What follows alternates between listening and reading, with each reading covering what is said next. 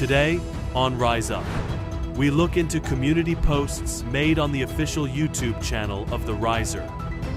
Sacred Dialogues. We continue the discussion on the lecture series of the Riser. Next, Sister Karina shares a transformative teaching from the Riser, offering wisdom that will leave a lasting impact.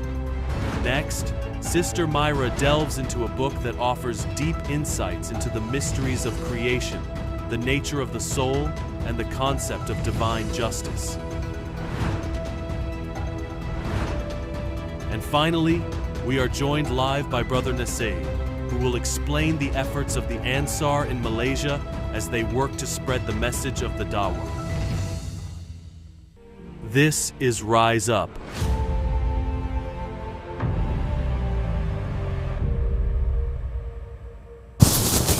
Good morning and welcome to Rise Up. I'm Alia Halal. Good morning, welcome to Rise Up, Irfan Alamgir. We're super excited today because we were planning for this day to be a very special day, and it truly is.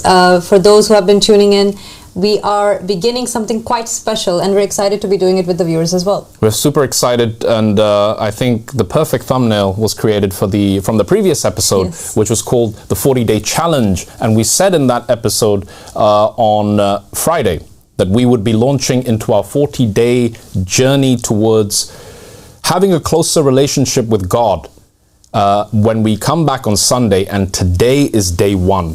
And earlier we spoke about the 40-day journey and its significance within Christianity, Judaism, and Islam as a transitional period to go from one spiritual state to the other.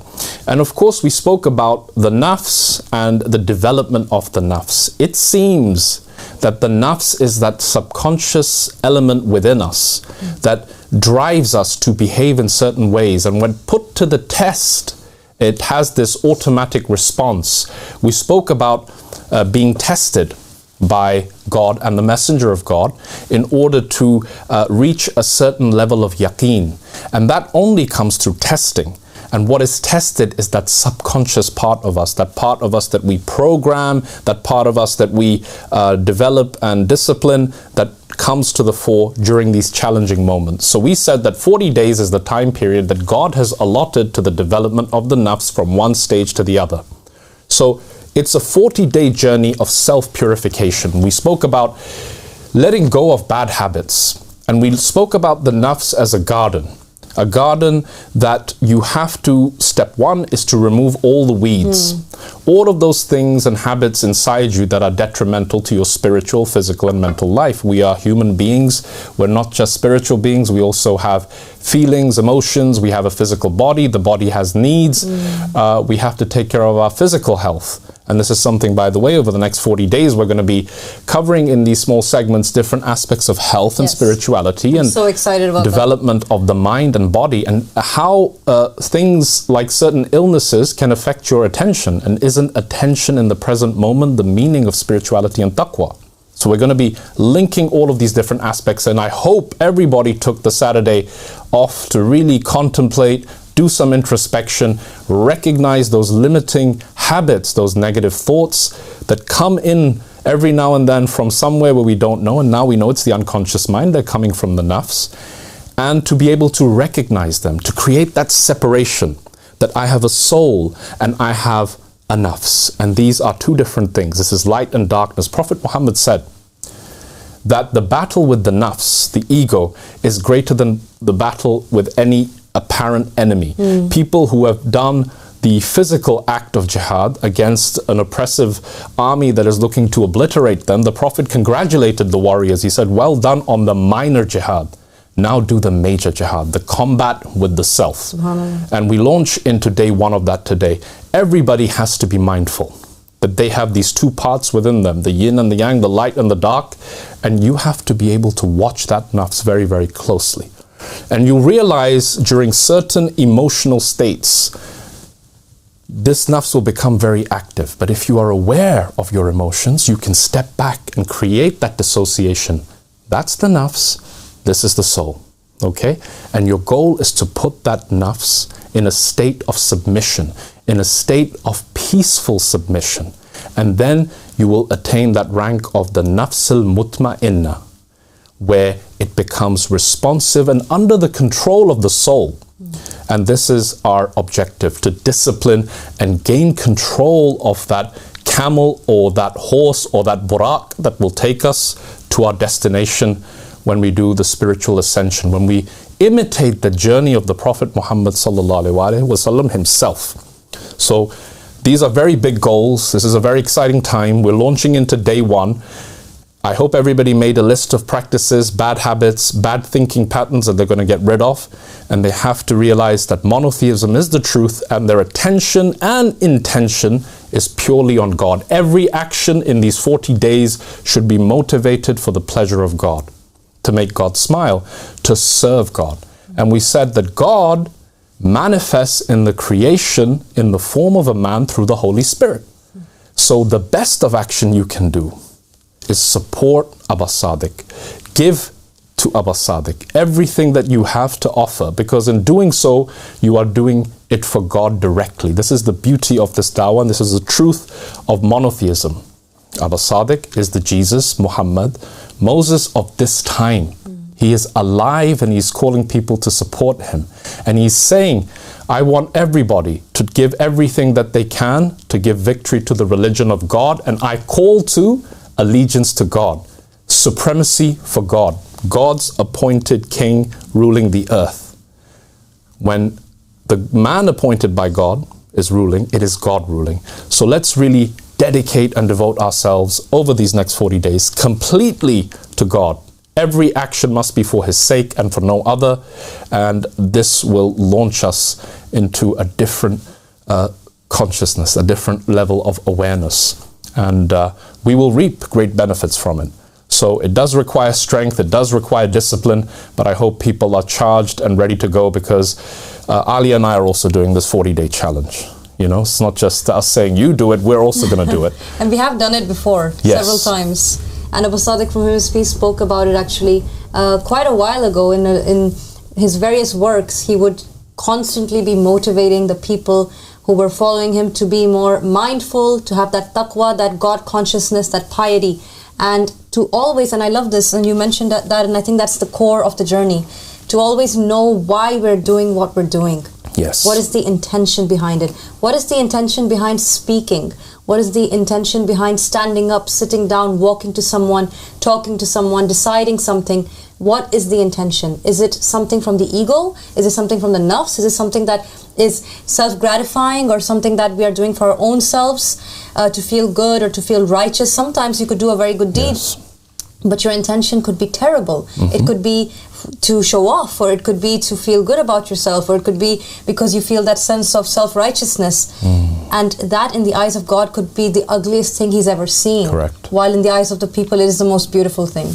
So why do we do what we do? And this journey really helps us identify and detach from that part of our being that is the animalistic side, or the egotistic side. A lot of times people have those blurry lines and they don't know why they're doing what they're doing. So the journey really forces the individual to step back and see, be a spectator of your own self and observe what's going on inside. Yes. Are we being led by our emotions, or are we observing those emotions and keeping them in check?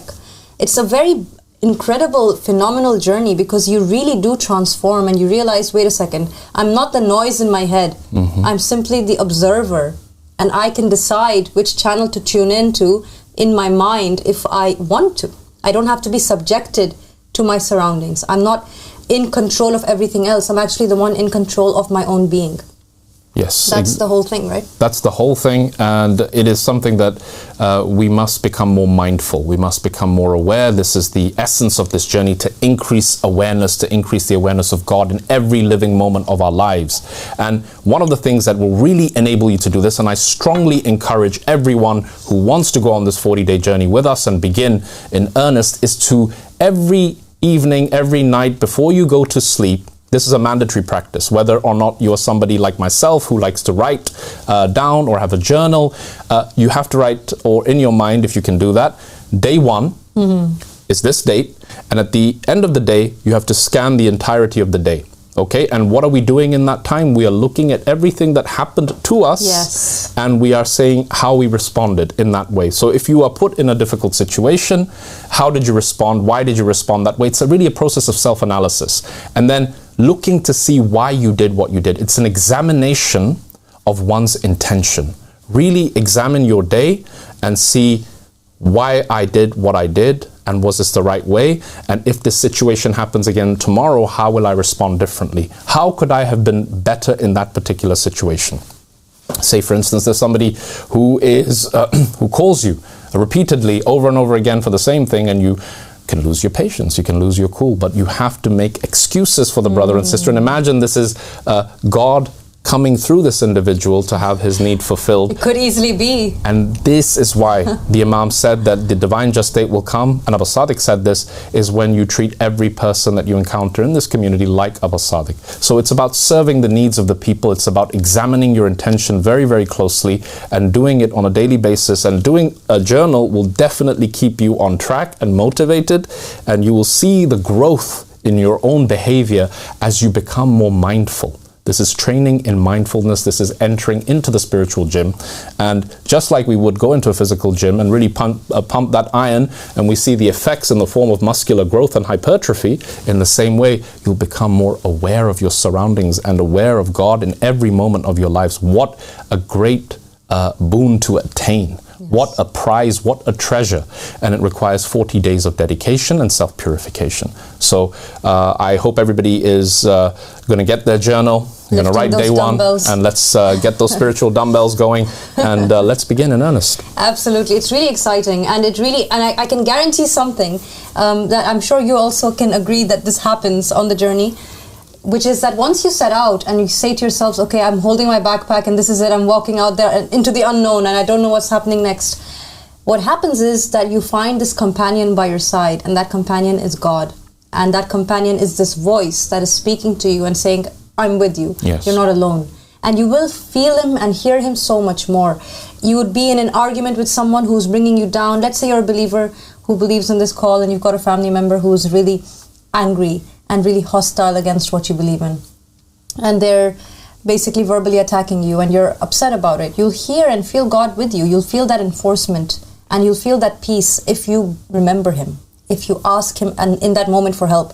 And this is what will happen. You will constantly be facing challenges through this journey, and you just have to keep calling on to him and remembering him and remembering why you do what you do. There's this incredible saying of Imam Ali, yes, from him his feast, where he says that I wish I had a neck as long as a giraffe's neck. Yes, exactly. And why did he say that? Obviously he doesn't want to have that kind of form in his neck, right? It's not about the shape of his neck. Yes. He meant so that he could think before the words would leave his mouth, before they would come from the heart out of the mouth. He could think and make sure that the words are well thought out, because we have to be so careful with what we say. Yes. Our words have an impact. There's an energy that is very much coming from us towards other people, and we want to be aware of that. We are accountable for how we make other people feel. So in this journey, all of these aspects of our being get really honed and really disciplined, and it is a very exciting time, and I cannot wait to do that. Maybe we should give a very quick, brief kind of like a few steps, practical steps, right? Like on what people should definitely be doing. So like you said, Dr. Irfan, let's get a journal to make sure that we note down these important points of what happens to us through the day by the date, so that it's very much on record for us. Years later, you'll open that journal and you'll read it and you'll laugh and think to yourself, wow, once I was there and now I'm here. Yes. Inshallah, that's the aim, right? Subhanallah. Step 2 is what? Identify those bad habits you want to get rid of and write them down and make a goal of it, right? Say, hey, this is what, by the end of 40 days, I'm not looking like this anymore. I'm not doing this anymore. Yes. And I suppose the third obvious one would be make sure that you begin a regular practice. Find a supplication, find a dua, find a prayer from your heart that you want to say. Find an act of charity that you can do, such as checking in on another believer or spreading the call. Make sure that you find something that you do that's of practical benefit to other people that you can do on a regular basis as a disciplinary practice, as something that you push yourself to do, so that you're training your mind, body and soul to actually be in control and be disciplined. Absolutely. And I think two indispensable practices on this 40-day journey come at the beginning and the end of the day. So we spoke last time about waking up a little bit earlier and getting into the habit of praying to God, having some form of supplication or salah or connection with God. And that speaking in spontaneous speech with God, if that becomes a habit, wow, that's the best habit that anyone can have. Right? Because when you are talking to God, when you're in communion with God, you do as God wills and not as the nafs wills. Yes. So you're doing the will of God. You're becoming a true Muslim by definition. And at the end of the day, examining your actions. This is where you create that separation between nafs and soul, and recognizing that you are the soul that never dies and the nafs is something else that was programmed by the way you were brought up, all these things your parents did to you, your life story. It will make all these excuses. And the number one thing the nafs does, by the way, this is the chief characteristic of the nafs. The nafs is the biggest procrastinator in the world. Goodness. If I could say a nafs is something, I will say procrastination is a synonym for nafs, because it wants to delay. One day I'll do this, tomorrow I will do this, maybe then, maybe now. The conditions have to be perfect. Guess what? They're never going to be perfect. Yes. Instead of saying one day, just say today's day one. Day one of the 40-day challenge. I want a t-shirt with that on. Day one, not one day. One day, day one. Indeed. Very nice. And this is it. So, at the beginning of the day, converse, have a close communion conversation with God. End of the day, examine and really look at your nafs as something separate from yourself. A psychiatrist might say this is a mental illness. This person has multiple personality disorder. Well, guess what? God teaches us that there is a creature within us called the nafs that is always oppositional to the will of God. So now we have to train it and discipline it like a unruly child, like a beast that needs to be tamed, like a wild horse that needs to be disciplined. And what is the best way to discipline the nafs? The 5 senses. We learned from the Bhagavad Gita, there was this image, and there were 5 reins put upon the horse, which are the 5 senses. So don't eat more than you need to. You know, don't listen to things that are going to pollute your heart and soul and mind. So all of the 5 senses, don't engage in fleshly and bodily desires beyond moderation. Control them. You are in charge. Your nafs is saying, no, you're not, but this is the battle. This is why it's called a jihad. It's a struggle. It's a tug of war. And the one that wins is the one that you feed. The wolf that wins this battle is the one you feed. So let's feed the soul through supplication, through remembrance of God in every day, through self-examination. This is why the Prophet Muhammad said, this is, by the way, a spiritual migration. This is Hajj. You are doing hijrah to the proof of Allah in your time. The journey is to that veil, and that veil is Al-Sadiq. So to reach him, you really have to do Hajj is Arafah. Arafah, in Hajj, the Prophet Muhammad said, it is Hajj, which is what? It's self-analysis. It's self-examination. It's paying attention to your nafs. And this is why the saying, Man arafa nafsahu faqad arafa rabbah. Those who recognize their nafs and appreciate that these two entities are separate. Yes. Those are the ones who recognize the Lord. And in fact, the soul is the Lord of the nafs. Subhanallah. But the soul is also connected to something even greater, because its origin is God. So this is what is at stake. You can accomplish your spiritual dreams, which is attaining the greatest treasure, which is God, the treasure that never dies, the treasure that never withers away, a treasure that is real. And this is the supreme attainment. This is the goal of the wise. So let's get our spiritual armor on, which is dua. Let's pray consistently, keep a relationship with God, and let's examine every intention that we have and begin to recognize these games that the nafs plays with us. It's a procrastinator, it's an excuse maker, and it's like a little child that needs disciplining. Yes. And you are not that nafs. So recognize when you're trying to do something and you hear this whisper within you, it's not coming from God, it's coming from the nafs. So you say, be quiet, nafs. You're not in charge. And you are not my God. I have been put in charge. You are a vehicle to take me to God. Yes. I will take care of you, but I need to discipline you. And my goal is reaching the Imam of my time, which is the veil of God, and this is the journey that lies ahead. So yes, let's get into it. Let's get into it. So good luck to everyone. Let's set off onto this journey, and every day we'll be kind of jumping in and out of this 40-day journey and kind of bringing more insights, and hoping that you guys also call in and share your experiences with what's going on. We'd love to hear. Audience participation is essential in the 40-day journey. There should be a caller every day for the next 40 days, and this way we will all be successful. Absolutely. How cool would that be? Absolutely. Let's do it. Okay. Now I think we're going to be jumping into our community posts next, as far as I hear. Yes, we are. So let's go ahead. We have a lot of community posts to go into. If you guys have been subscribing to the Mahdi Has Appeared YouTube channel, which you absolutely should be, you will see that Al-Sadiq, from him his peace, has been giving quite a few updates now. There's so much going on. Perhaps it's hard to catch up. That's why we here on Rise Up, we make sure that we put everything out there for anyone who wants to get everything in one go. Maybe we should go to 2.5 hours. If you know, Dr. Irfan is feeling very motivated today to say that. I wonder where that's coming from. Absolutely. I mean, it would be We cool. need more time. We do need more time. There's so much to talk about. But let's go ahead and start with the community posts. Okay, now this is actually quite a sad post that was made recently. Okay. This brother that we're looking at here, he's a very young brother, only 16 years old, and something very terrible happened. If you tune in, you can actually find this on Kenyan news right now. It's all over Kenya. Really? Wow. Yes.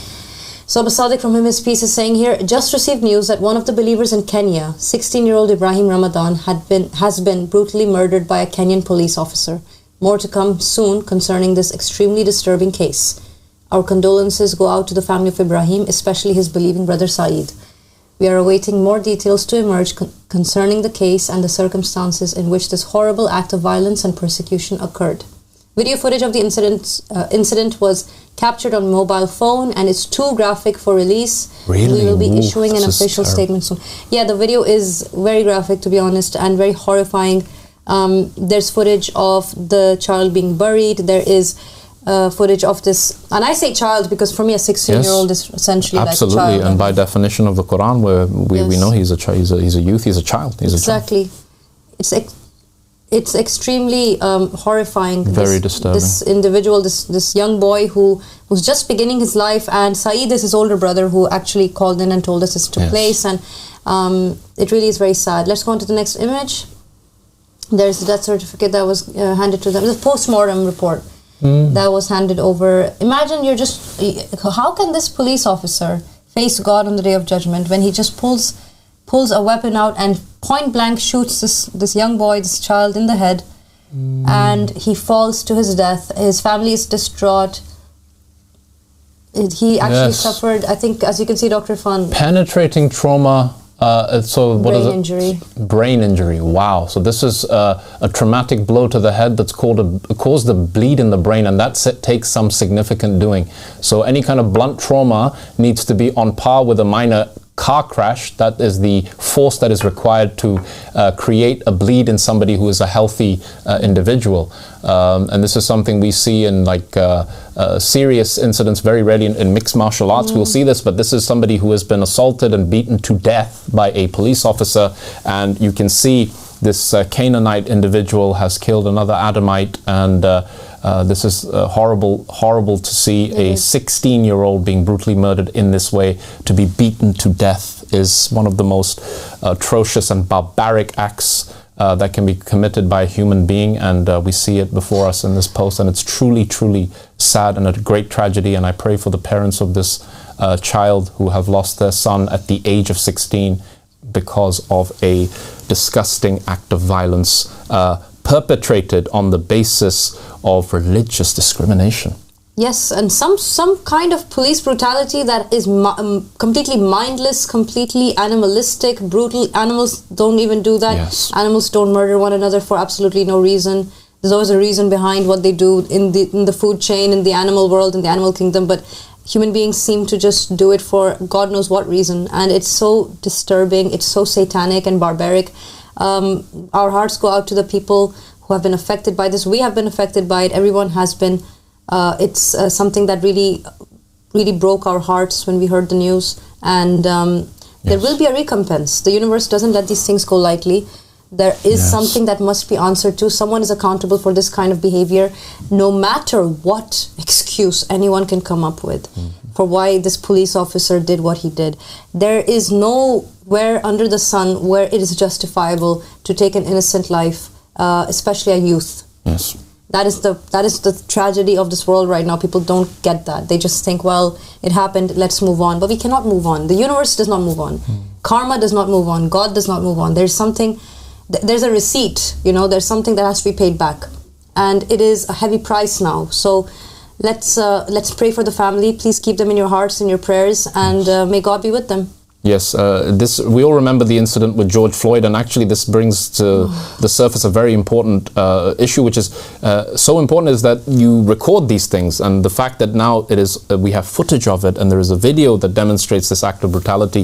There shouldn't be any hesitation in giving this individual a very severe punishment for the murdering brutally of a 16-year-old child, and in cold blood, and to inflict that degree of trauma to the brain takes some doing, and this would take a hard metal object hit with an extreme force to crack the skull, and then to instigate a bleed within the brain and cause death in this way. It's horrible, it's disturbing, and it's truly something that needs to be very, very harshly dealt with so that it is not repeated again. And members of this faith have been in this situation before, and the persecution will continue as it did before, but we have absolute faith in God that He is the one who is our guiding light, and if we hold on to God, and He can bring us through any adversity. And this is truly a great test and a great adversity for the family of this innocent child who lost his life on the account of police brutality. Yes, exactly. And let's just remember that. Let's remember that there are people who are creating this dark world, and we cannot allow that. There's some responsibility also on our shoulders to defy that darkness with some light. We have to give something to this world. We cannot live selfish lives sitting at home and doing nothing. The call of Imam Mahdi, the call of Al-Sadiq, is a proactive call. It's a call to action. It's saying, stand up and do something, rise up and do something. It's saying, if you do enough good, you can counter the evil, and don't despair of the evil, because together there's so much that can be done. So these incidents should be that wake-up call. They should be that kind of triggering in the mind and in the soul of, what can I do to change this? And say enough to those voices that tell you that you can't do much. Yes. Put your hand up and say no to anyone who says, what are you going to do? You don't have anything to offer. You're not strong enough. You're not smart enough. You're not skilled enough. You're not resourceful enough. Don't allow that. Those whisperings are always the whisperings of the devil. Anything you hear that is negative, it's not from God. You have to always remember that and say to yourself, and that's part of the 40-day journey as well. Realizing where these voices are coming from. Whose voice is talking to you right now? If you hear something that brings you down, that is not a godly voice at all. And the devil is very clever at making you think that God is speaking to you by insinuating that it's logical and it's reasonable. But think to yourself, what is the content of what I'm hearing? Exactly. Is it divine or is it satanic? And if it's negative, and it brings your soul down, brings your spirit down, then know that it is not from God. And if you hear a voice or you feel a sensation telling you, hey, I could do something, I could help, I could do something positive, that has to be from God. And that is something God is happy with you continuing on. So remember this distinction as well. Yes. And I guess we could go to the next post. Yes, let's go to the next one. Okay, this is actually something we're so proud of this brother. Yes. On a lighter, on a happy, on a more sort of pleasing note, we obviously talked about the death of an innocent individual, but here we have the Mahdi has written, Al-Sadiq has written on his post, after having his teeth knocked out by brutal Azeri police. So again, the theme of police brutality is there. And after having been arrested and jailed for simply believing in our religion, Rustam has found a safe haven and continues spreading the faith. Look at that little one over there. It's so sweet. He's standing there holding his little one, putting these posters up. There's a poster he's put up right next to him with Al-Sadiq on it. It says on it, the Messiah has appeared. So he's bringing to the attention of those who are more familiar with the term Messiah, because we know that the Messiah has also appeared alongside the Mahdi, of course. Yes. And let's see what else is there regarding this post. I believe there's another picture as well. This was the only picture put up. But yes, he's out there with his wife, with his child, and they went around putting posters up, and it really is lovely to see. Like you said, Dr. Irfan, it's the light at the end of the tunnel. Rustam went through so much police brutality of his own experiences, and now see how he comes out at the end, doing something for the sake of humanity. This is the example that we're talking about here. Yes, and this is a person who will not back down, nor do we back down. We have to be following in the footsteps of Al-Sadiq, who never backs down from police brutality or intimidation tactics, and they really are agents of the system. Unfortunately, there are among those who work in law enforcement good human beings who work hard and who have sincere intentions, who are God-fearing, but the earth is being drenched in the blood of the children of Adam, and this is to be done by the police, who are charged for the security and welfare of a community, then using their position to kill and maim people, to knock out their teeth. I mean, what happened to Brother Rustam happened to the Prophet Muhammad in the Battle of Uhud, and he did not back away from his mission. These are things, these are badges of honor that these individuals have received, and to see him smiling, holding up his child, pointing to a poster that says the Messiah has appeared, it shows his absolute defiance and lack of fear in the face of the tyrant. And that's one of the big things on the 40-day journey. As you get closer and closer to the goal, the shaitan will appear and manifest in the form of trying to basically instigate and instill fear. And if you can conquer fear, you're there. That's the journey has been completed successfully. And these fears, like we said, is just false evidence appearing real. It's not even real. It's an illusion. And with God is the truth and the reality. And kudos to Brother Rustam. And what a beautiful picture it was. And we pray for you and your baby and your family. And we hope to be united with you very soon. Inshallah, Ameen. Okay, I think we have a few more posts as well. Let's cover them up. Let's go ahead. Okay, so now we're in Iran again, which is wonderful. And we have, subhanAllah, the photo of an actual believer publicly showing her face. Wow. She doesn't care at all about the repercussions. And it says here, Al-Sadiq from his piece is saying about her, this brave woman in Iran displays her faith proudly without the fear of repercussions. She, like so many other Iranians, are tired of having to conceal their faith in our great religion. My goodness, my heart, it's literally exploding with pride looking at her face. Because the repercussions that you can face are so severe in Iran. They are so dark and sinister. We don't want to talk about it too much here, but if you want, go ahead and do your own research on what happens in Iran when you go against the regime in any shape or form. And according to the regime there, this is defiance. Believing that the Mahdi has appeared is an act of defiance against the regime, which is ridiculous. And here she is going out on the street, showing her face, saying, I don't really care about what happens, and spreading the call of the Mahdi. How absolutely wonderful is that? Yes, this is true bravery manifested in the form of a lady who is in the likeness of a personality we covered recently on Rise Up by the name of Judith, who stands up in the face of the tyrant, who is just not afraid, who's not going to back down. It's that Davidic spirit to be able to confront the tyrant with the yaqeen that the one who throws the rock is God himself, and he is their companion. And if God is by your side, who do we have to fear? Imam Ahmad Hassan said in his sermon very famously, I will confront them with the certitude in the statement that there is no power and no might except with Allah. Yes. And I will demolish them.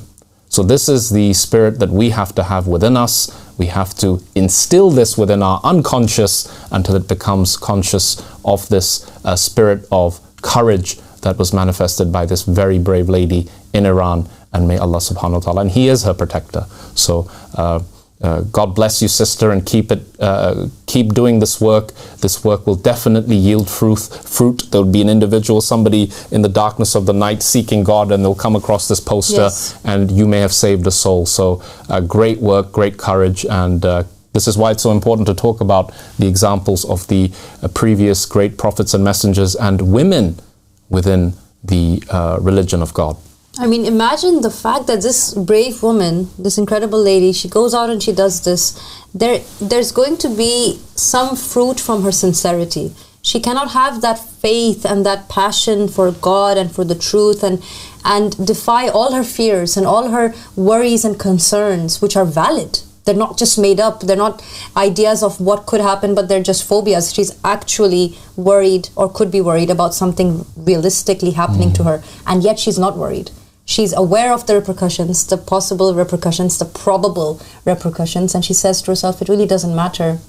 And she's going out on the streets of Iran that is run by a government that are actively propagating propaganda documentaries against the Ahmadi religion of peace and light, making pieces filled with slander and false accusations. Sound bites and things taken out of context, done in a very evil and ingenious way. Ridiculous graphics of spiders and skulls, and it's just fear-mongering of this call and of Al-Sadiq from his peace. This government is very invested in slandering the religion of Imam Mahdi. And knowing this, the lady goes out there, shows her face, says, I'm going to put these posters up and I will not hide because I have more dignity than to have to hide from these people. And the fact that she's doing that definitely means that there will be good fruit from her work, because she's doing it with sincerity. It means God will bless her lineage. It means that there is light in her, and she's an Adamite who doesn't care about the fact that Cain is always trying to murder Abel. But she will still be Abel, and she will still move forward. And that is the light that we're talking about, you know. And I'm so encouraged when I see these believers around the world. I'm so proud and I'm so happy that we're in a call where bravery like this does exist. I mean, it's a testament to the truth, isn't it? There's someone believing that strongly in it that they don't even care about the fact that they could easily face capital punishment.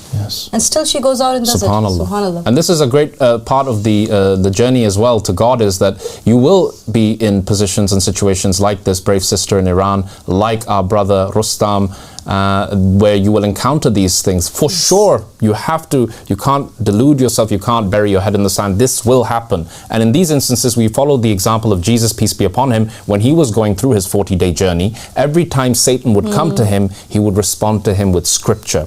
And one of the best parts of scripture that you can really, really remember and recite at these moments is that nothing will happen to you except that which God has decreed. Subhanallah. Right? So if you're going to die on a particular day, it's already written, it's going to happen. So nothing will happen to me except what God has decreed. And this, if you have this faith and yaqeen in the statement, then you will be able to deal with any challenge that befalls you. Yes, absolutely. So well done to this brave lady, and let's move on to the next post. Now, here we are in Baghdad, in Iraq. Yes. Okay. Al-Sadiq is speaking again on behalf of someone who has done something wonderful. I applaud this brave young man for not being afraid to share his faith in the streets of Baghdad. Freedom of religion is a fundamental human right which every human is entitled to. God created us with the freedom of choice.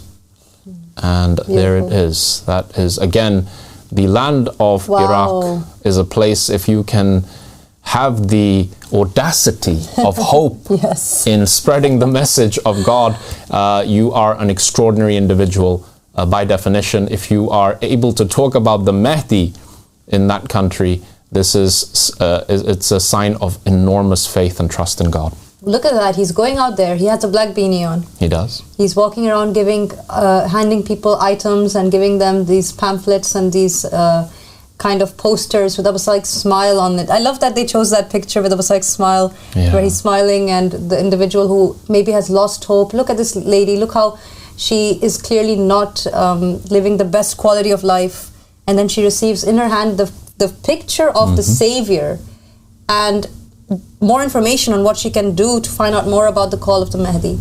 And you never know, you never know what might happen. You never know whose life might turn around because of the sincerity of this young man, who again is publicly going out there wearing a backpack filled with his materials, trying to spread the call. Now, he could easily encounter someone from, again, these secret police. Exactly. There. And by the way, the Middle East is filled with this concept of let's just put secret police on the streets and try and catch random innocent people. See that? The Let's use 50% of our GDP to persecute people who are talking about the Mahdi, when we're broke and we don't have any infrastructure, we don't have any healthcare system, we don't have clean drinking water, but let's invest in this.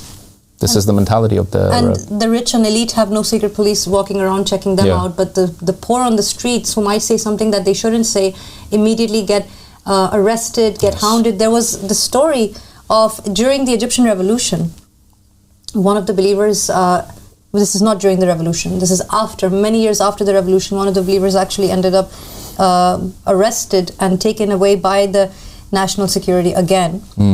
And while they were in, God saved them in the end. They got out and they were okay. But while they were in that cell, they were facing all these different individuals. They were basically exposed to all these people who had also been taken in.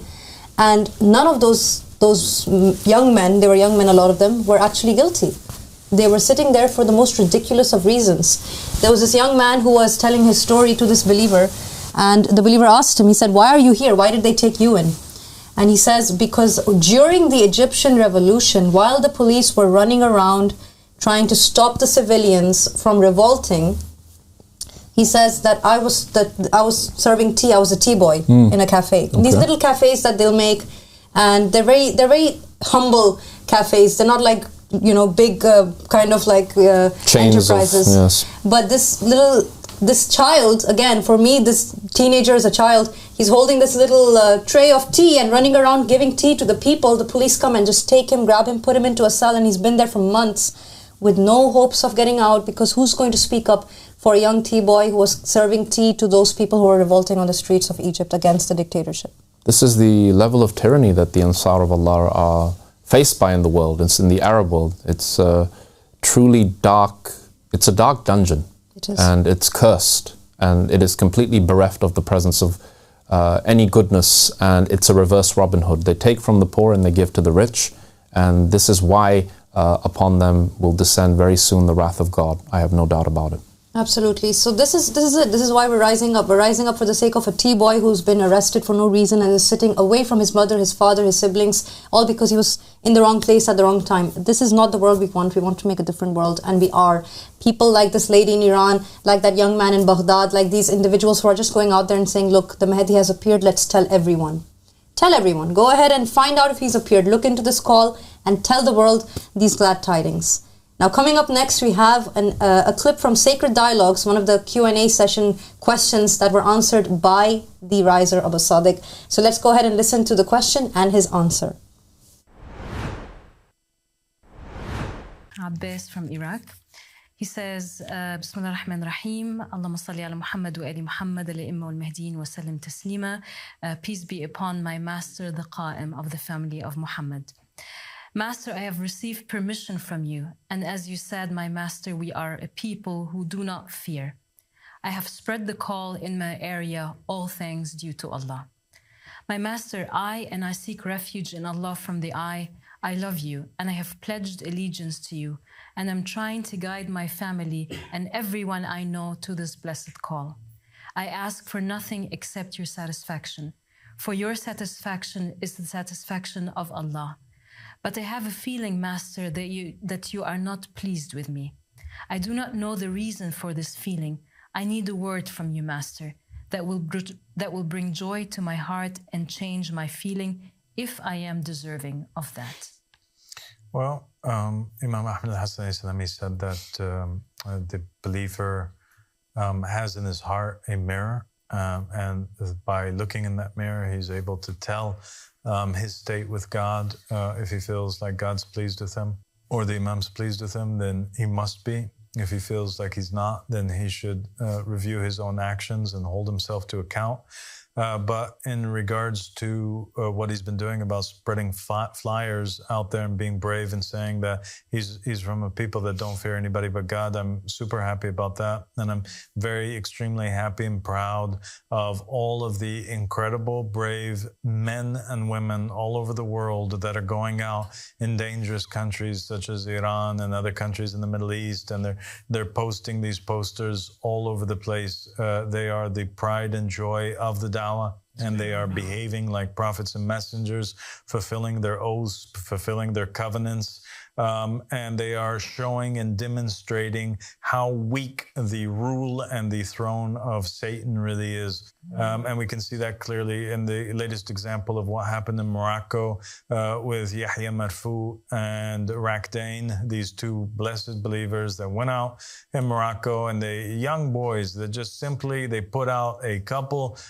posters. They hung them, flyers, on the walls in Morocco. It was just a handful of them. And then all of a sudden they were raided by the Moroccan intelligence and taken in for questioning and abused. And we, inshallah, are going to be responding to that and fighting for their cause. And it just goes to show you that in the kingdom of this so-called Muhammad VI, who considers himself to be the Prince of the Believers, he calls himself the Prince of the Believers, even though there's a famous hadith from the Ahlul Bayt alayhim salam that says nobody should dare call themselves the Prince of the Believers, because anybody who calls themselves the Prince of the Believers, other than, like even it says that Imam Mahdi doesn't call himself, or the Qa'im doesn't call himself the Prince of the Believers. Anybody who calls himself the Prince of the Believers, except for Ali ibn Abi Talib alayhi salam, this is without a shadow of a doubt somebody who is, bad things were done to them. There's somebody who they were the object of somebody else's gratification.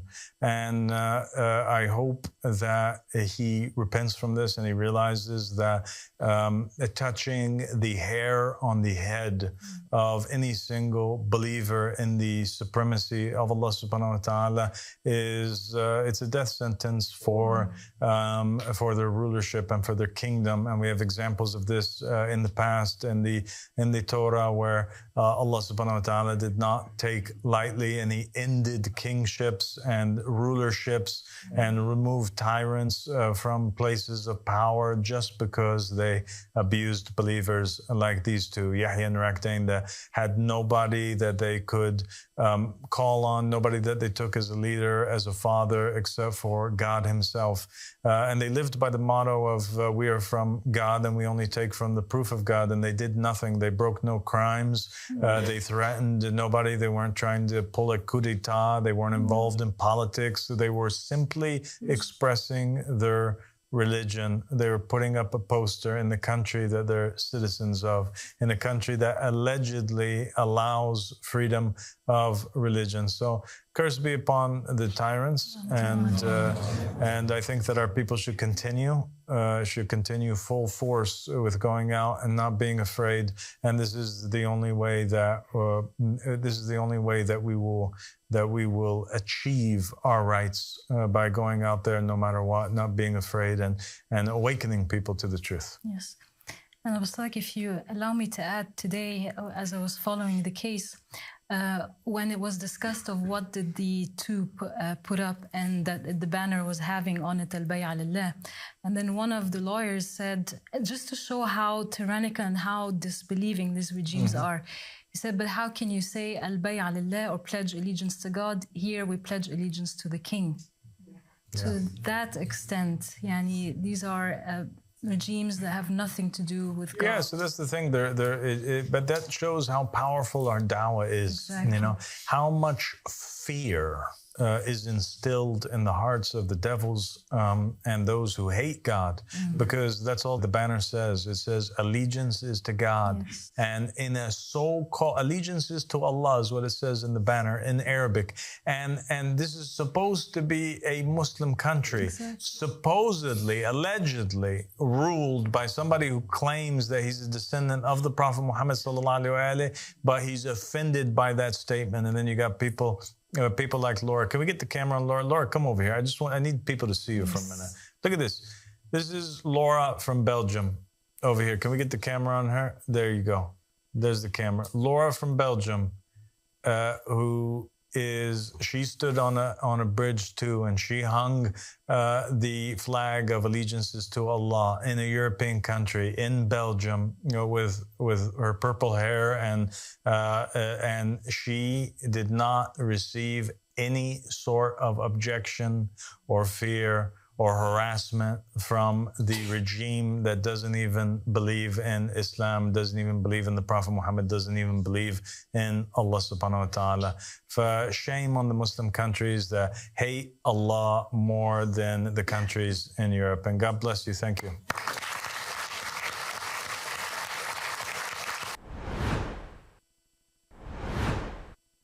That was such a heartwarming segment of the Q&A session. Yes, and very pertinent and relevant to the show of today, where we were just talking about the persecution of believers in various countries around the world and showing their courage and bravery, and how harming a hair on their head will lead to the collapse of the system that the tyrant has built in that country. These people are proofs upon their nations, and to oppress them, to imprison them, to kill them is to press the self-destruction button. And this is what the riser is saying, and he's recognizing people who no one would expect to be among the sort of the party of the Qa'im, to be among his group, and yet he's highlighted these individuals who come from obscure places with kind of not the conventional appearance, but yet in their heart there is a light that has guided them to their Imam, and they have attained the goal of the wise. So yeah, it was a beautiful gesture there to ask Sister Law to stand up at the end, and she is very deserving of the round of applause that she got, because she is a true champion of the faith and she recognized God in her time. So you who are watching, you who have not come from a particularly religious background, Al-Sadiq is saying anyone can find God, but they just must reach out. You just have to reach out and grab the hand of God that is always there waiting for you to reach out. And I have to add here that when I see how Sister Laure, from her background, decided that she is part of the call of God, and she chose herself. She said to herself, I must do something. And in that, and there's that incredible verse in Isaiah, in the book of Isaiah, where there is a question that says, who will go? Who will go and support God? Who will go and spread the word? Who will go and stand up, basically, and rise up? And the answer comes, here I am, send me. So we are the ones who have to respond. She was a responder. Yes. She said to the question of Imam Hussein that he asked in the plains of Karbala, when everyone had been martyred and there was no one left by his side, to the extent that the only person left really was his infant son. His 6-month-old son was the only son left with him, apart from the next in line, the Imam who was the next in line, Imam Ali al-Sajjad, who was extremely sick at the time. Imam Hussein stood in the plains of Karbala after losing his sons, his nephews, his best friends, the best friends of his father and his older brother. Everyone had been martyred, and his brothers, of course. And he stood there and he said, is there anyone who will come to our aid? And that voice is echoing from that moment in history till today. It is traversing through time and space into the hearts of all people. You cannot destroy sound waves. They're out there in the universe. They're always going to be there. You cannot get rid of them. That's just physics. And the fact that he said that is something that every soul is hearing. It is hitting the heart of everyone who is looking for God. Now the question is, are we going to answer Imam Hussein's call and say, yes, I am here to support you. I am here to help you. And of all people in this world, of all these arrogant, non-working, so-called religious scholars who claim to be Muslim, but they're too busy being parasites of society, none of those answered today. They're too busy teaching their followers to beat themselves and lament and wail and cry, thinking this is pleasing to God, when it is the furthest thing from God's pleasure. These did not answer, but Laure from Belgium answered. And that is the miracle of the call of the Mahdi, that, as the hadith says, those who you think are part of this matter will exit it, and those who you would never think would enter this matter are the first to enter it. So peace be upon every believer that hears this call and responds to it. Yes, very beautifully put. And it is that call of Imam Hussein that echoes throughout history, and no one would expect a young girl from Belgium with purple hair to be the first, to be from the first responders. Yes. And yet it has happened, which shows that the apparent is nothing, and that which is inside is what God values and looks at. And this is the most important, which is faith and light and purity of intention. And yes, it was a very powerful segment by Al-Sadiq there, and he sends out a clear warning to the tyrants, and at the same time encourages his Ansar to never back down, to plant their feet firmly in the ground and know that God is with us, and when God is with us, who can be against us? Exactly. Very, very well said. Now, coming up, we actually have a very nice segment. I've been looking forward to this. Sister Karina shared something that has really impacted her from the teachings of Al-Sadiq, something that she has learned that has touched her heart and changed her world. Al-Sadiq, from his peace, has so many incredible lectures and teachings, and this book, The Goal of the Wise, is every single page on it really inspires you. There's so much to learn from it and go into, and we always say that you could take one of his lectures or one of his statements from any of his lectures and write a book on it. But there's always those one or two teachings that are just really you get very passionate about, or they're very close to your heart. And Sister Karina shared something that she really loves from what she has learned in this religion. Let's go ahead and see what she said. So what is a teaching from Al-Sadiq that has changed me? I would say the story of the righteous servant. When he basically told about how Moses went on a journey with the righteous servant, and he kept questioning the things and the methods that he did or that he used, I thought basically that we shouldn't question God on this path, and that no matter what happens, that we should have trust and faith that God only wants the best for us, and that we should always, just go on this journey with an open heart. I know personally I've witnessed things that I probably at the time didn't understand, but on my journey with Father, I've noticed that now I have a better understanding of why or how the thing played out. So I had really good advice that said basically, just witness things, and if you can, just go along with it kind of thing, and then at some point the knowledge will be revealed to you. And many times I've had in the moment that I was like, what's going on, what's this about, or what's the knowledge behind this, and then not so long after I was told, and it made so much sense.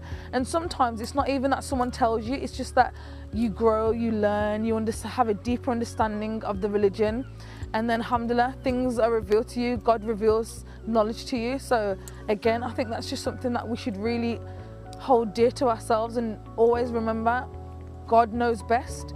He only has your best interests at heart, and just know that He loves you and that He wants the best for you.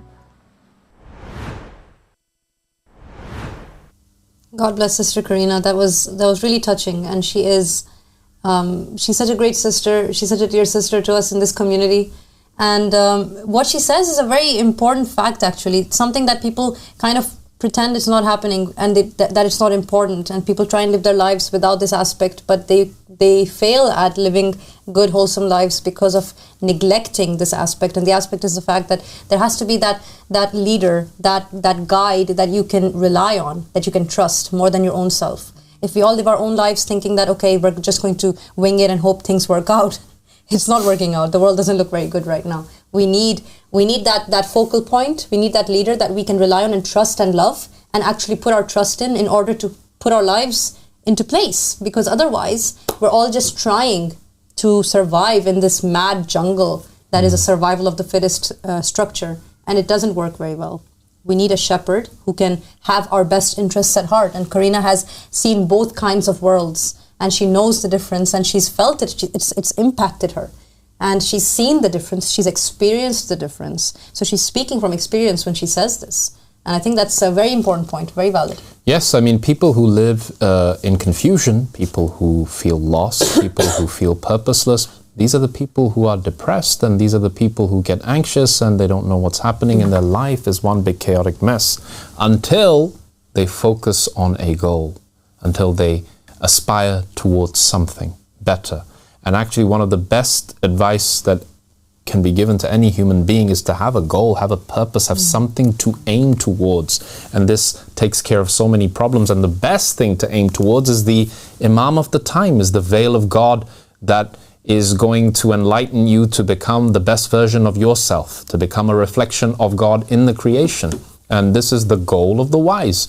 So yes, everybody must be aiming to become the best version of themselves, and the fastest way to accomplish that is to know and serve and obey and submit to the messenger of God in every day and age, the Imam of the earth.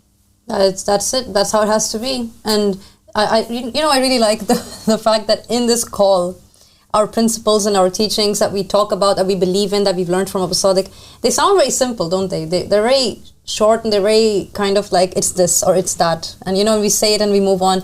And I think it's there's this misconception out there that truth is not simple, or that solutions are not simple.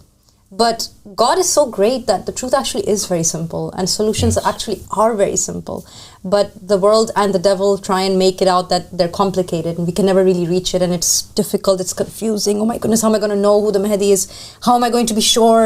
And how will we solve this crisis or that problem in humankind? But the fact is that God is very, you know, very straightforward. He says, look, it's this, and it's quite simple. Just do this. You know, this is how you identify the Mahdi. This is how you solve the problem. This is how you support the Imam. It's a very black and white kind of blueprint. You should call it a black and white print, maybe. So we have other stuff to talk about today. Shall we get into it? Sure, let's. So in line with our spiritual 40-day journey that we are embarking on, we decided to discuss a very important book, a manuscript that has to do with spiritual knowledge. And if you are interested in learning more during your 40-day journey, we highly recommend that you read this manuscript, the Al-Haft Al-Shareef. It would be quite something to go into on a 40-day journey. Well, that's really interesting. And Ali and I were discussing, bringing in the idea of talking about certain books that have been written where soul, body and mind align. And when they do, that's where true change happens, because we are not just flesh. We are also that which is immaterial, that which is beyond the material world, but we inhabit bodies with different, and we need to do our jobs, we need to get on with life. So anything that encourages and feeds the mind and body, and reading is actually a great practice, and that is something you could do. In fact, why not make that a part of your 40-day journey, that every day I have to read some form of scripture, whether it's the Quran, whether it's the Bible, whether it's the Bhagavad Gita, that's your pick. But we really think that Al-Haft Al-Shareef is a great way to launch into this dawah, because it is one of those mysterious books, those treasures that have been hidden, and they were brought to light by the Qaim of the family of Muhammad, who was the first individual who translated this great treasure of a book from Imam Al-Sadiq and Mufaddal ibn Umar, who wrote down the Imam's words and brought it to the whole world by translating this book into English. And it truly is a treasure trove of knowledge and a fascinating book indeed. You know, I find it so incredible how God works. The fact that, like you said, it was Al-Sadiq, right, who translated the Al-Haft Al-Shareef into English. And by the way, it's a very difficult book to translate. Yes. It's the Arabic in it, and the complications of the terminologies, which are not mainstream terminologies. They're very Gnostic. They're very, they have these, excuse me, these keys in them that if you're not aware of the knowledge, you can't really understand what's going on. Al-Sadiq, from him his peace, translated it in a very clear, eloquent, beautiful way. But what's interesting to me is that there is a certain narration in this book that goes into how to identify the Qaim. Yes. And it talks about this particular aspect of the knowledge of the Qaim, that when Mufaddal ibn Umar is having this conversation with Imam Jafar Sadiq, from him his peace, and the Imam says to Mufaddal something so incredible. He says, if you find this man who speaks to you about inheriting from your brother in the shadows. I mean, imagine that. You've got a brother in a world that is not this world, it's not this superficial world, it's a world called the world of the shadows. And Imam Jafar Sadiq says, there will be a man who will come and he will tell you about the fact that a brother from the world of the shadows is someone you will inherit your inheritance from, meaning he's your family, because you inherit from your family. And the Imam says, know him by that, and after that there shall remain no further proof.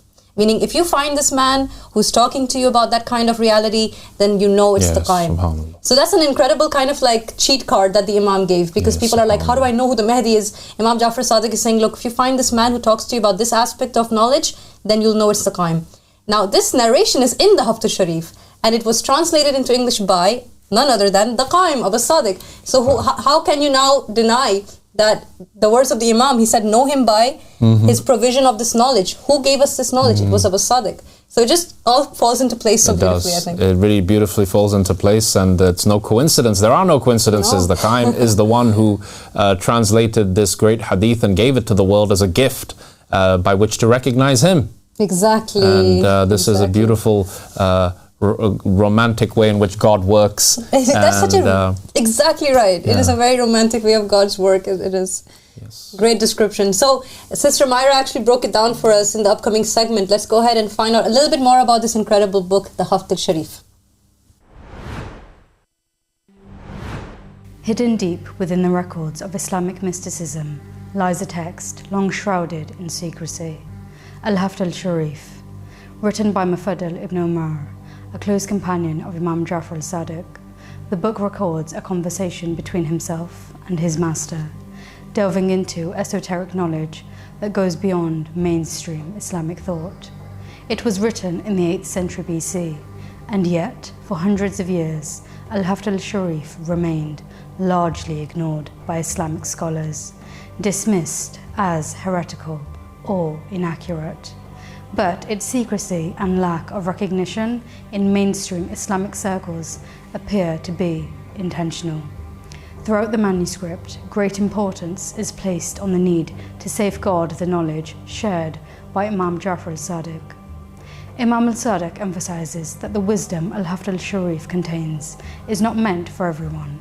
It is entrusted to Mufaddal, one of his closest companions, and reserved only for those who are true believers like him. Much of what is shared is highly controversial, and therefore it is meant to be kept from those whose faith in God and his messengers is weak. After centuries, the manuscript recently resurfaced, brought to light by Al-Sadiq, Abdullah Hashem from him his peace, through his YouTube series, TADS. His English translation of a manuscript that only existed in Arabic before revived this long-forgotten dialogue, making the Gnostic secrets contained in it available to an international audience. The manuscript delves into concepts such as reincarnation in Islam, the karmic justice of the universe, and the creation of the souls, ideas that challenge and expand conventional Islamic theology. The last paragraph of Al-Haft Al-Shareef reads, "The book is called Al-Haft Al-Shareef because it is the news of the beginning of creation and how its origins were, and about its end, and how he detailed it and transferred the selves from the condition to condition for the purpose of guidance. The end and peace is the end." Al-Haft Al-Shareef is a deeply spiritual manuscript. It offers an understanding and view of the world to the reader. It speaks of an eternal battle between good and evil, where those created from light are in constant struggle with those made from darkness. All that is good comes from the children of light, the believers, while all that is bad originates from the children of darkness, the disbelievers.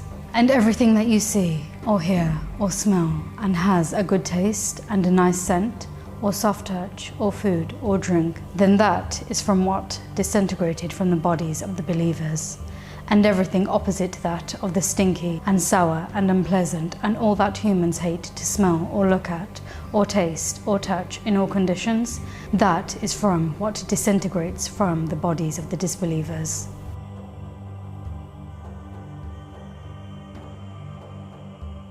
Perhaps the most striking teaching in Al-Haft Al-Shareef is its discussion of reincarnation, a belief foreign to mainstream Islam, yet deeply embedded in the manuscript.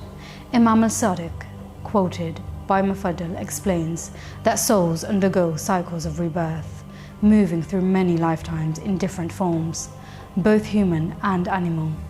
Each cycle of birth, death, and rebirth offers the soul a chance to grow, cleanse itself, and draw closer to its divine origin. But it is also an opportunity for the unrighteous to descend deeper and deeper into darkness. Al-Haft Al-Shareef does not only introduce the concept of reincarnation to Islamic thought, but it also reveals how the Quran contains verses that clearly point to the concept. Say, travel through the earth and see how Allah did originate creation. So will Allah produce a later creation, for Allah has power over all things. Imam Al-Sadiq interprets this verse as evidence of the cyclical nature of creation and rebirth. Punishment and mercy, he teaches, manifest through repeated incarnations until the soul ultimately returns to God. The life a soul lives in each reincarnation reflects the deeds of its past. Those wronged in previous lives will see justice unfold in future ones. where the oppressors, even reborn as animals, face the consequences of their actions. He brings out the living from the dead, and the dead from the living. This is one of the verses that, according to Al-Haft Al-Shareef, refers to reincarnation, particularly the reincarnation of a soul from a human body into an animal body. The text explains that humans who act unrighteously and do not submit to God go through cycles of what is called musk, or reincarnation in animal bodies. We have indeed created man in the best of moulds, then do we return him to be the lowest of the low.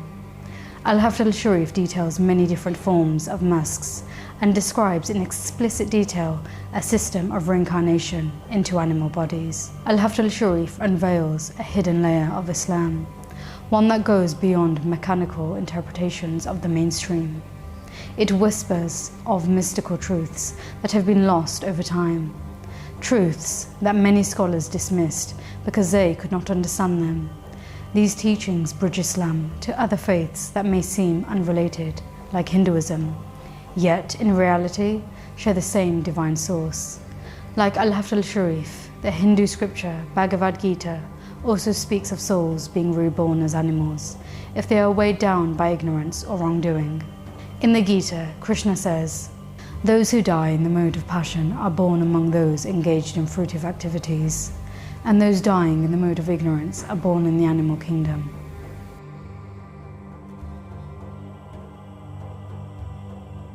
But what do the reincarnating souls look like?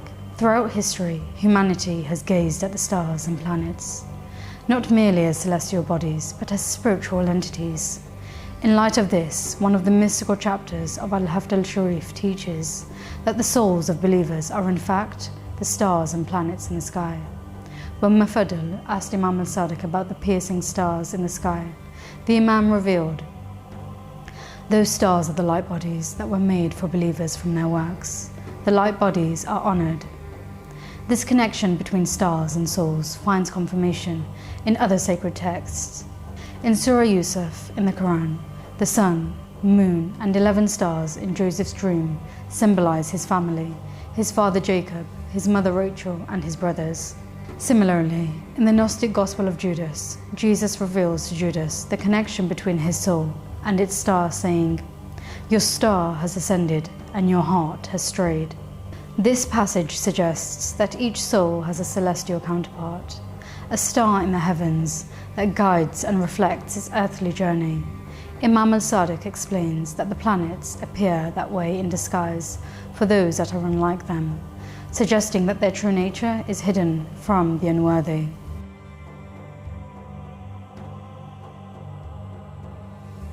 Not only does Al-Haft Al-Shareef describe the journey of the soul and what it looks like, but it also reveals the relationships between them. It reveals that those who believe in God and live righteous lives are made from the same divine light, creating a bond that transcends physical ties.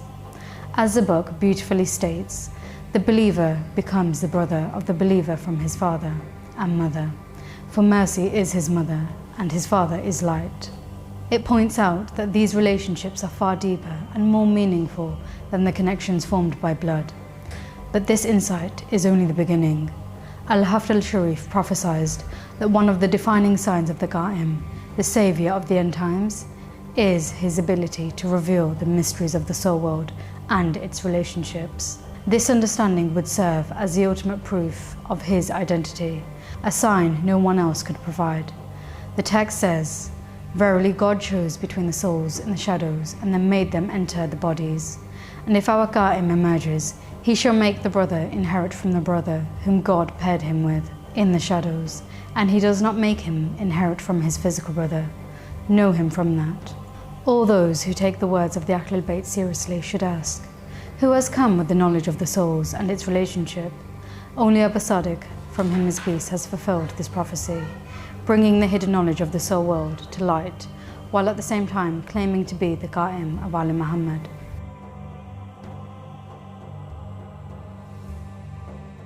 Al-Haft Al-Shareef has therefore proven to be not only a manuscript revealing mystical knowledge, but also a book safeguarded to help truth seekers in the end times to recognize the Qa'im, the Imam and Savior of their time.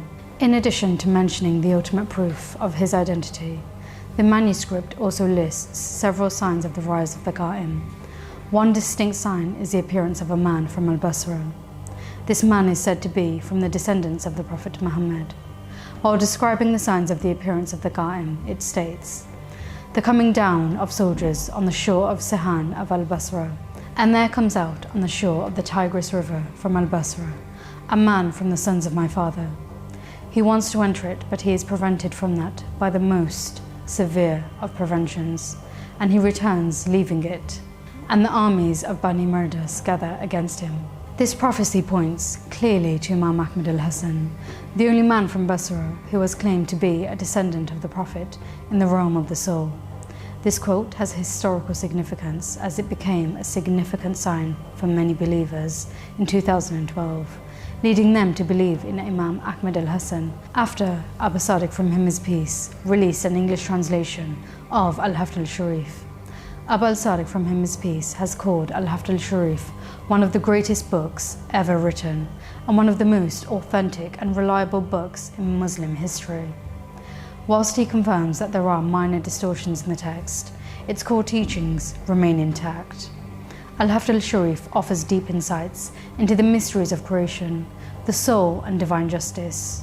For centuries, this mystical book was only available in Arabic, its secrets hidden from non-Arabic speakers. Now it is available only for any truth seeker to download and read.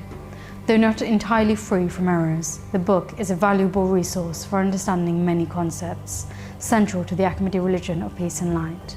It is considered a must-read for seekers of truth and can be downloaded for free in both English and Arabic on the AROPL website.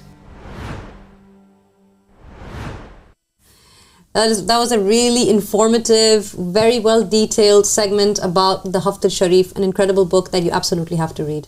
I hadn't seen that segment before, and I was just saying to Sister Alia here that, wow, what an amazing overview of the book. And if that doesn't get you to pick it up, right, there's something wrong with you. I mean, I'll say it right like it is, because that was a beautifully made segment. It really highlighted these gems that are hidden within this book in the form of these doors or chapters, which became the inspiration for the Goal of the Wise in many ways. So this is a phenomenal book. It covers all aspects of the spiritual journey, the 40-day journey we keep referring back to. And it's a great tool to have in your shed and to use it to motivate and inspire yourself when the going gets tough. And it will get tough as you approach closer and closer to day 40. Yes, exactly. This book kind of gives you that realization. It kind of makes it more concrete in your understanding, the fact that there is another reality. There's something greater out there that we can aspire to. And that it's not just a mere idea. There's a structure to it. There's a system to it.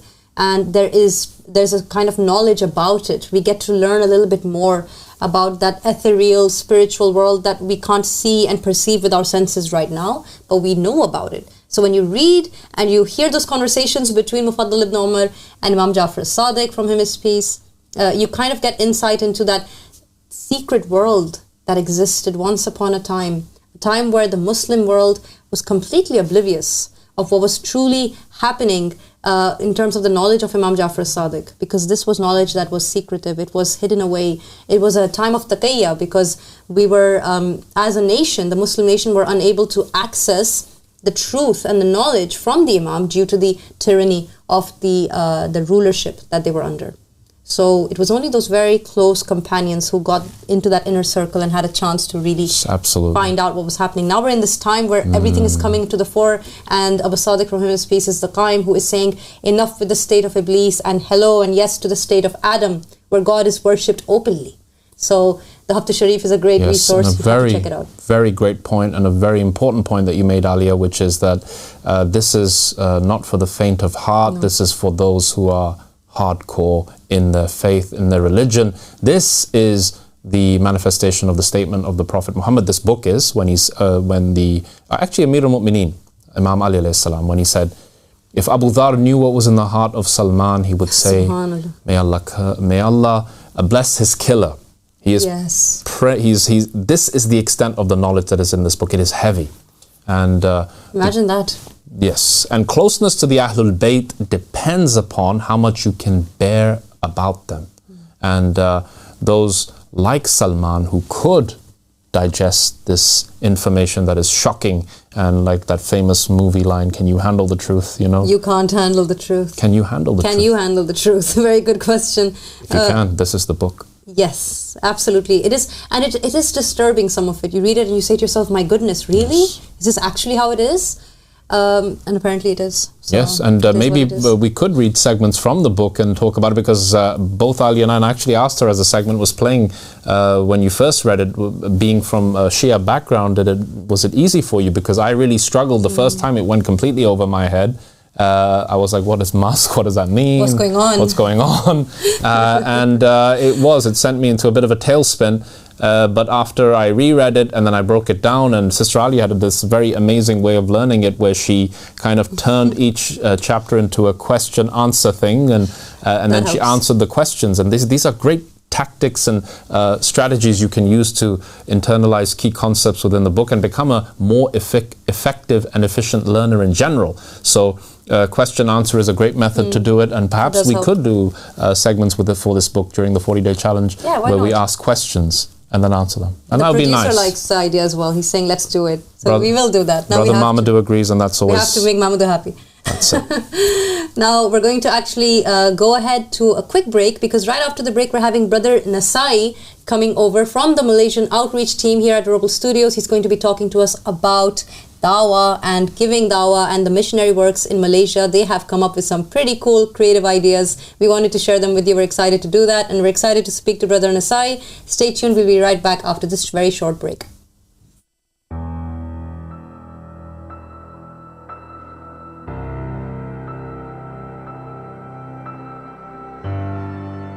اللهم صل على محمد وآل محمد الأئمة والمهديين وسلم تسليما. Assalamu alaikum wa rahmatullahi wa barakatuh. Peace, mercy and blessing of God be upon all of you, my fellows, brothers and sisters, and to all of my fellows humanities, and to my Lord and my King and my Masters, Imam Al-Sadiq from US Peace.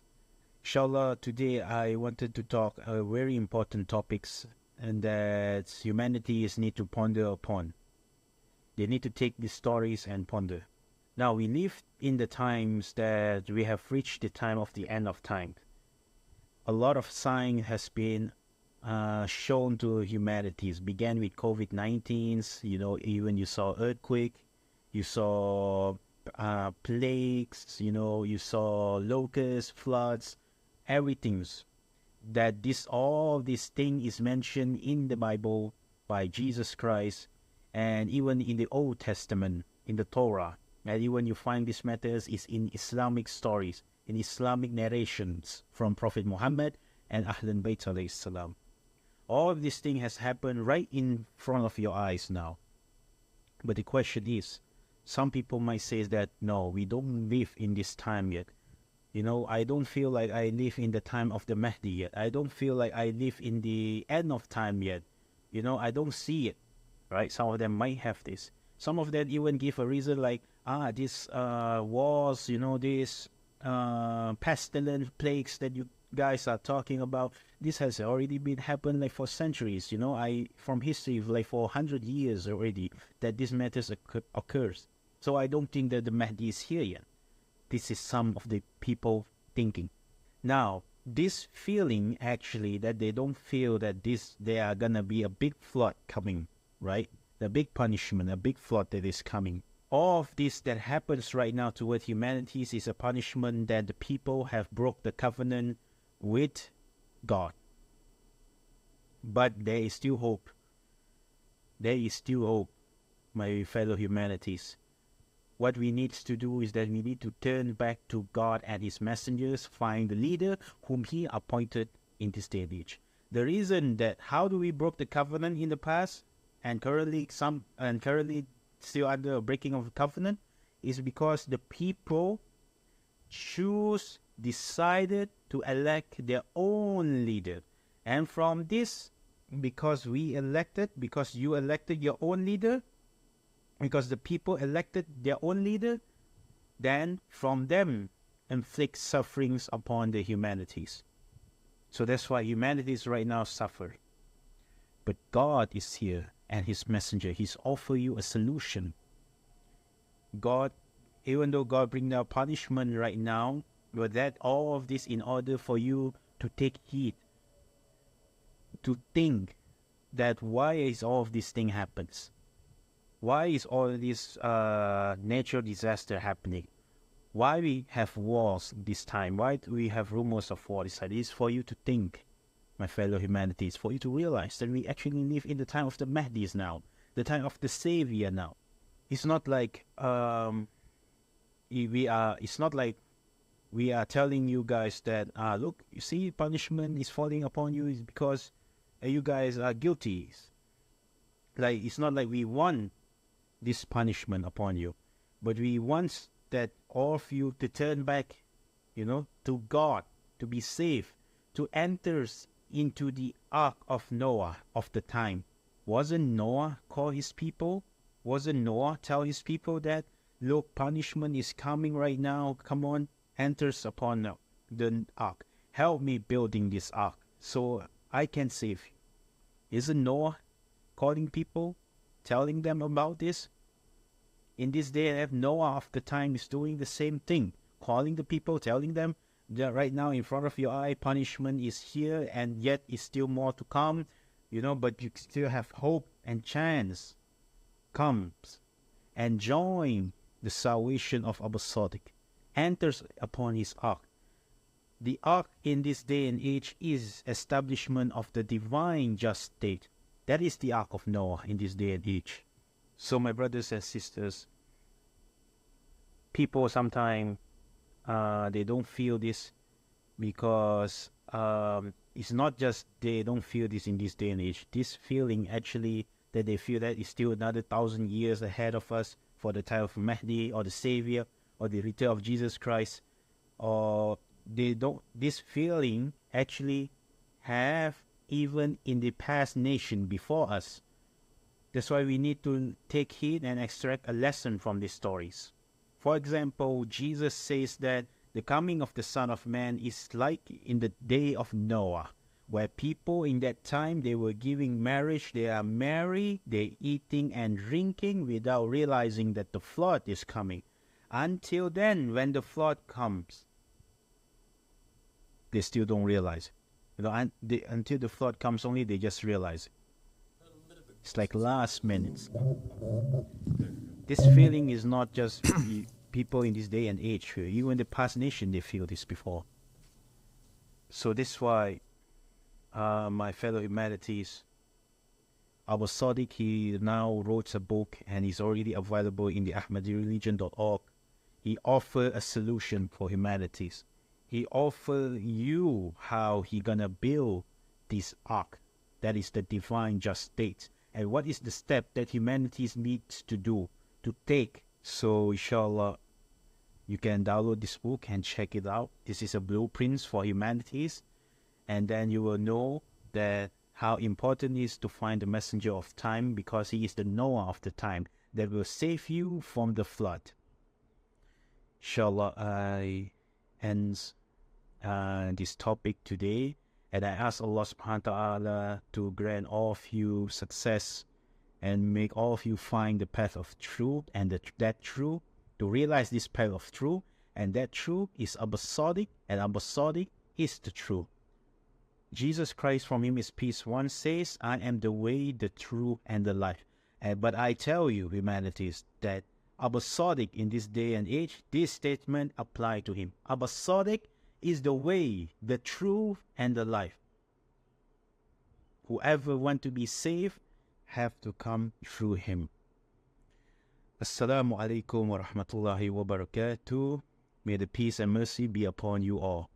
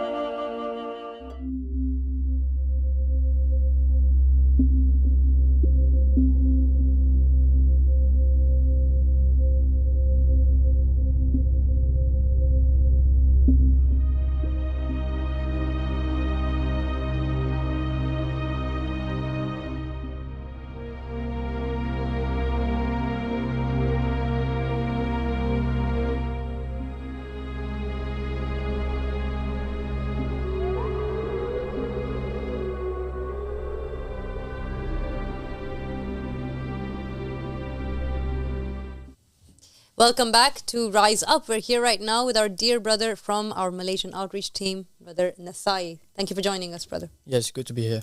Alhamdulillah. Welcome back to the hot seat, Brother Nasaie. It's always good to have you.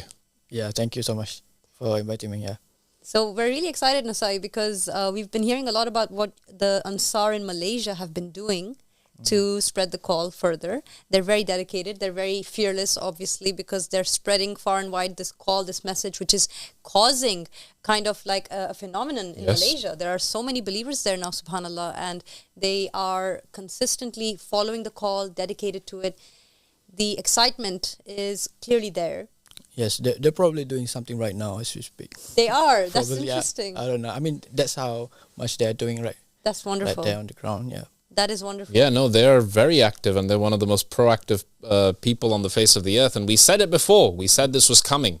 The more you suppress and try to oppress the people, the more you try with these fear tactics, trying to intimidate the people. The Malaysian people will respond with defiance. They will not bow to the tyrant, and they are now spreading the call at breakneck speed. They are very innovative in the way that they are using all kinds of means, and they're setting the bar very high. And it's a challenge now, isn't it? Who is going to win this race of creative dawah and missionary work? And the Malaysians have some amazing things that are coming up. I can't wait to share them with you. Yeah, very excited. They're so creative, and they've been doing quite a bit of work. Can you tell us a little bit about what's been happening recently? So recently, obviously in Malaysia, right now they think it's Ramadan, and so we want to introduce them. I'll tell them about the true concepts of Ramadan, the true meaning, and especially the true period for Ramadan. Mm-hmm. So we spread flyers at one of these food bazaars that normally at this time of the year are happening all throughout Malaysia. Is it like a public popular place? Is it like a... Which is where they break fast and they do, they have their iftar, huh? Yeah, because in Malaysia people work from, obviously, I mean everywhere, people work from 8 to 5 and they need to break their fast by 7. They don't have time to prepare their food, so they go to these bazaars and and it's a hot spot. Yeah, it's a hot spot. Good. It's really packed normally, really busy. We're setting the stage up because this is genius marketing at work. Yeah. So we've spread flyers over there, and obviously we can't do it. They can't do it very openly because we probably would reach only three person before something happens, right? In Malaysia, they are very they're trying to catch us. Right. Yeah, trying to censor whoever is speaking about it. So you can't really go out there and publicly show your face and be like, hey, I want to talk about the call, because immediately you'll get shut down. It's not very productive. Yeah. Even recently, it happened to Christian missionaries in Malaysia, like last week. Yeah. I think probably 7-day Adventists, I think, in Malaysia. Yeah. So they got caught and it became That's a shame. Yeah. Right. So he was. What happened to him? He was put in. He was imprisoned or detained or just I heard deported. They're still being hunted. I don't know. Wow. Yes. Okay, so because of this issue that the Malaysian Ansar are facing there, where they can't really spread the call by going out on the streets because there might be someone who'll immediately take them away, and they want to spread it far and wide, they came up with something pretty ingenious. What did they do? Yeah, I think the name of the game here is efficiency. You want to reach as many people as possible, but in a For in this instance, we want to be safe, so they send out flyers using drones. And amazing. Yeah, that is really cool. Yes. Using drones. Wow. Yeah, this is next level now. Technology at its finest. Yes, I think we do have footage of it that's coming up shortly. Yeah. But this is a first, isn't it? To use drones to drop flyers. This is the first run. In these bazaars where they are having iftar essentially, right? Yes. So it's like they're very like clever. They're like Bismillah ar-Rahman ar-Rahim, and then down falls the Mahdi. And you know, it's very symbolic as well, because a lot of these people who are opening their fast and their eating, they are sincerely good people. Yeah. And they are praying to God. They are people who are suffering. They're probably praying for salvation, for relief. Yes. They're asking God for help in their various problems. So imagine God has answered them through the news that there is actually the appearance of the Mahdi that's taking place, and that the people can know about it. Imagine you're opening your iftar and that's what you receive immediately. How incredible is that? Yes. Probably click in their mind right away when they read it. Yeah. Very ingenious. Well, look, our mission is to deliver the message. Absolutely. To as many people as possible, and then what the people do with it is up to them. That's their choice, right? It's a freedom to choose. Freedom is a fundamental human right, and there is no compulsion in religion. But if we have now, in the Malaysian Ansar, have delivered the message that the Mahdi has appeared, that your prophet spoke about, well, this is the news of the day. Yeah, and in the flyers itself, it's this time we're really trying to prove a point, and we took excerpts from the Goal of the Wise, all of it regarding Ramadan. Yeah, and you see the back of the flyers. Yeah, amazing. I really want to see this. Yes. Let's show it to the viewers and let's watch it together. Without further ado, what happened and what did the Malaysian Ansar do? Let's go ahead and see. Look at that. That's the drone. So the drone is holding flyers, is it? Yep. Amazing. I'd like to see how they pull this off. Logistics are crazy. Let's see what's going to happen. Where is the drone going? Let's go with it. It's probably taking a detour. Okay, terus ke sana. Dia sudah balik. A lot of excitement in the person who's controlling the drone. So now it's without what he was carrying before. It's returning after having delivered successfully. It's good fruit. Yeah. We'll see the delivery after. This is second time we return. Because there was 2 sessions. So this is the bazaar, is it? Yes. What city is this? This is Kuala Lumpur. Kuala Lumpur. The capital, yeah. Wow, so right in the bigger main than capital. that. There's our little friend. Oh, there's a drop from that. Right, nice. It's raining in Kuala Lumpur. it really, honestly, I really love this idea so much. Raining truth in Kuala Lumpur. Raining truth in Kuala Lumpur. There you go. Well done, Nasaie. You came up with the title of today's show. Day 1. Day 1. Let it rain. Very nice. It's coming. Now, we were saying, Brother Nasaie, earlier that, God rains His mercy and grace upon people, but the people want to put up the umbrellas. So, let it rain, I say. This is from the first session. So you've had a couple already, haven't you? Yeah. Yes. There we go. And see, that's the thing. Amongst these crowds of people, there are really good people who deserve to know the truth. And God will not deprive them of that truth. It will come to them even in the shape of a drone. Yep. Yep, that's it.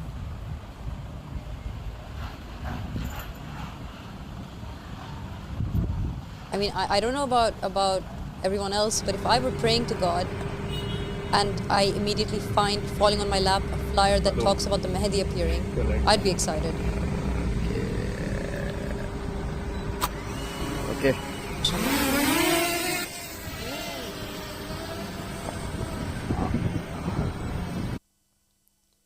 There it is. That's the one. Look at that. Look at that. Look at these. This is the video I was waiting for.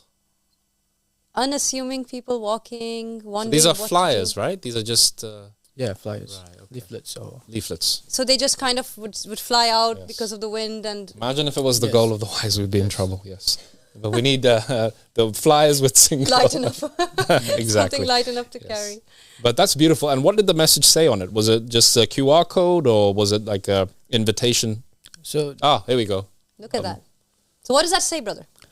So it's saying that now it's not Ramadan, and it listed the true months of the true calendar. Sorry, it says now is not Ramadan. Yeah. Wow. Talk about appropriate. Right in your face. Straight. Get to the point quickly. Straight to the point.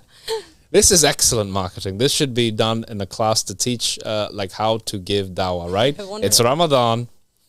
People are gathered together for iftar in these bazaars, so there's knowledge of the local people, and let's strike while the iron is hot. MashaAllah. That's exactly what you did. Yeah. I have to say that imagining the authorities trying to constantly censor the religion, to find out for them, I'm sure they found out. I'm sure they've heard about it, haven't they? Yes. For them to find out that there was a big, group of people eating iftar, and then suddenly there were flyers going all over the place saying now is not Ramadan with the Star of David on it, the QR code taking you to the Mahdi has appeared channel. Yes. They must have been so astounded and flabbergasted by that, saying how can we stop these people? They're spreading the call no matter what. Yes. And in the flyer, in the second flyer, the middle one, that one is talking about how they are following a 354 days calendar instead of 365 days calendar. Yeah. So in Malaysia, people are mostly they have to follow the right and they are following the 365 calendar, obviously, except during these rituals. So it should click in their mind right away. Like why are we using a calendar that's not even a full year calendar? Yeah. Exactly, that's very logical. Yes. That's extremely right. And if you're not aware of this, please go ahead and read The Goal of the Wise. Read chapter 7 to understand that better. The lunar calendar, it basically, if you follow it, you're always cancelling out 11 days, right? Yeah. So you're always 11 days behind, and it's a very strange thing to do because the months are meant to be very stable, and they're not if you follow a lunar calendar. It's a wonderful explanation in the book.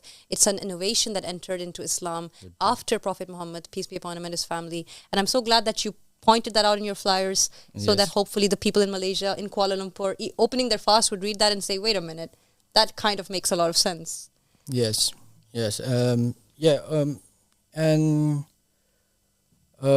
think we are slowly we want to become a real alternative in Malaysia in terms of religion, where don't want to be people, because there have been many so-called deviant cults in Malaysia, and we obviously shouldn't be classified as that. And and we're saying all the logical things, so obviously we're not. Very well said, Brother Nasaie. I think that's wonderful. I'm so happy this took place. Yes, and I'm so happy that we covered this issue of the true Ramadan, because it's something that has been lost by the Muslims, and it's been lost because the Muslims rejected God's vicegerent, and this is why the sixth covenant broke.